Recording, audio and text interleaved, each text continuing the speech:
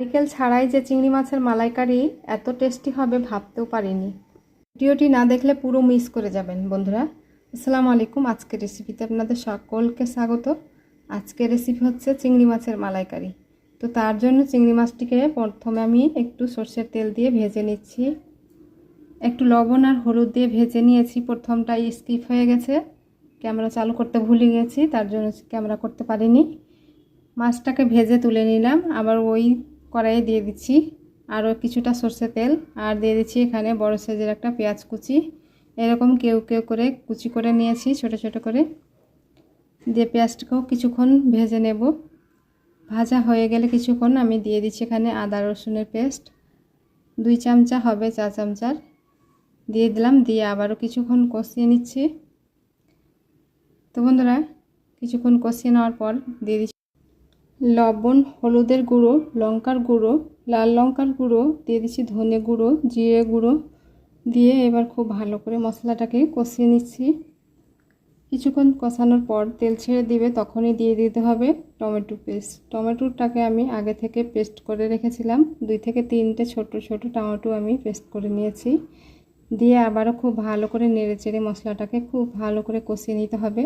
যখনই দেখবেন এরকম তেল ছেড়ে দিয়েছে মশলার গা থেকে, তখনই ভাবতে হবে মশলাটা খুব ভালো করে কষানো হয়ে গেছে।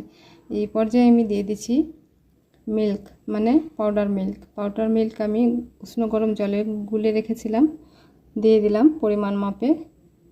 এবার আমি ভাজা মাছগুলো দিয়ে দিচ্ছি, চিংড়ি মাছগুলো দিয়ে নেড়েচেড়ে আরও 10 মিনিট আমি ফুটিয়ে নেব।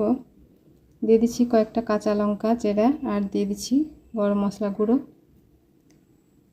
দিয়ে নেড়েচেড়ে আবারও 5 মিনিট আমি ফুটিয়ে নেব। এবার নামানোর সময় একটু ঘি ছড়িয়ে এবার চুলোটাকে অফ করে নামিয়ে নিচ্ছি। আর এই যে দেখুন চিংড়ি মাছের মালাইকারি কিন্তু রেডি। এবার আমি পরিবেশন করে নিচ্ছি, একটা বাটিতে সার্ভ করে নিচ্ছি। তো বন্ধুরা গ্রেভিটা দেখতে পাচ্ছেন কতটাই আমি হয়েছে। নারকেল ছাড়াই যে এত সুন্দর চিংড়ি মাছের মালাইকারি হবে ভাবতে পারিনি। আর খেতেও কিন্তু দুর্দান্ত হয়েছিল।